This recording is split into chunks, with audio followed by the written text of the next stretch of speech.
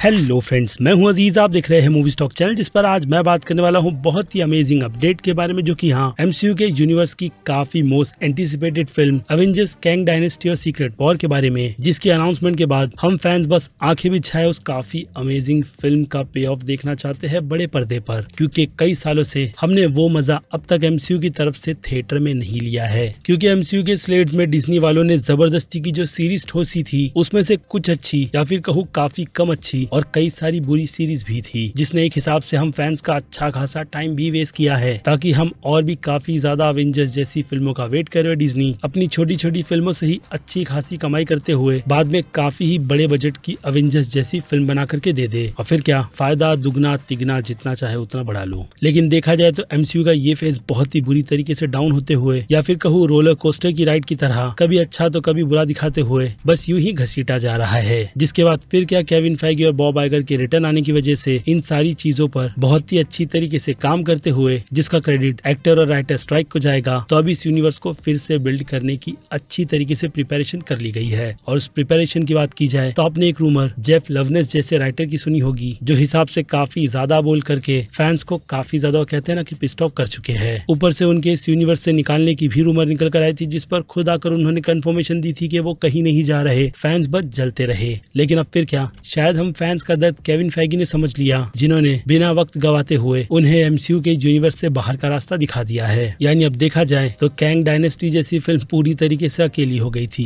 लेकिन फिर क्या, डेडलाइन वालों की ही रिपोर्ट अब इसमें एक नए राइटर को ऐड करते हुए इस बात की पूरी श्योरिटी दे देती है, जिस पर अब तक डायरेक्टर आप कह सकते हो कि पूरी तरीके से कंफर्म नहीं किया गया। जो चीज अगर आपको नहीं समझ आ रही तो बता दूं कि कैंग डायनेस्टी फिल्म को शैंग-ची फिल्म के director Dustin Daniel curtain direct करने वाले थे, जिसके बाद उन्होंने ये फील किया कि वो इस फिल्म का भार खुद के कंधों पर नहीं उठा सकते, इसलिए अब तक इस फिल्म के नए डायरेक्टर की अनाउंसमेंट नहीं की गई। लेकिन हाँ, राइटर की बात की जाए तो लोकी या फिर कहूँ काफी अमेजिंग 2 सीरीज बनाने के बाद ये जिम्मेदारी किसी और को नहीं बल्कि माइकल वॉल्डरन के कंधे पर डाल दी गई है, जो कि नो डाउट काफी ज्यादा अच्छे राइटर है, अगर मल्टीवर्स ऑफ मैडनेस फिल्म के टाइटल को हटा दिया जाए तो। क्योंकि देखा जाए तो वो film on set Victoria Alonso और केविन फेगी के बोलने पर बहुत ज्यादा चेंज की गई थी। ऐसे में मैं राइटर की गलती बिल्कुल भी ना मानते हुए अभी के लिए तो उन्हें ही इस फेस में काफी तगड़ा राइटर मानूंगा। इसलिए शायद वैसा ही वो कहते हैं ना जज्बा और तेज, मार्वल स्टूडियो ने भी देखते हुए उन्हें कैंग डायनेस्टी के साथ साथ सीक्रेट वॉर का प्रोजेक्ट भी दे दिया, ताकि वो दोनों फिल्म की स्टोरी को बैक टू बैक लिखकर अवेंजर्स के यूनिवर्स को काफी ज्यादा जस्टिस दे। या फिर देखा जाए तो अंदर ही अंदर उन्होंने अपना काम ऑलरेडी कर रखा हुआ है, बस अब जरूरत है तो चीजों को टाइम टू टाइम चेंज करने की।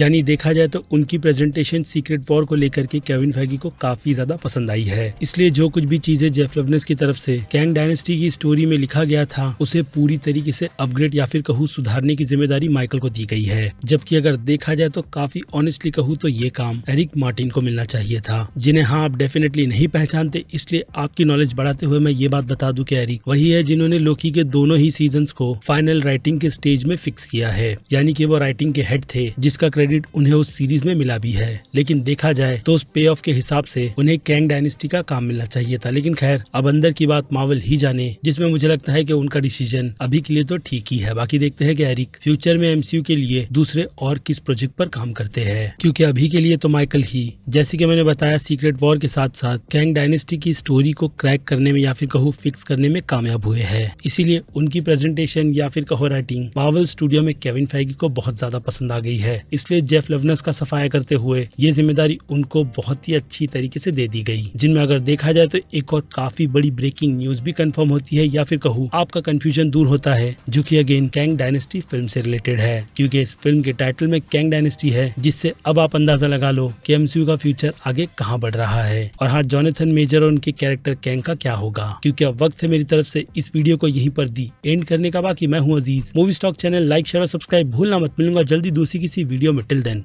बाय।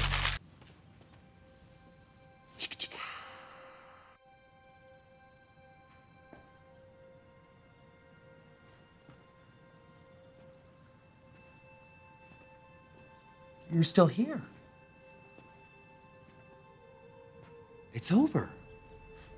Go home.